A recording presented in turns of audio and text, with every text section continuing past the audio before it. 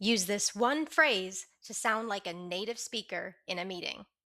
The phrase is, "So if I'm hearing you right." You say it, then you repeat back what you understood. That's it.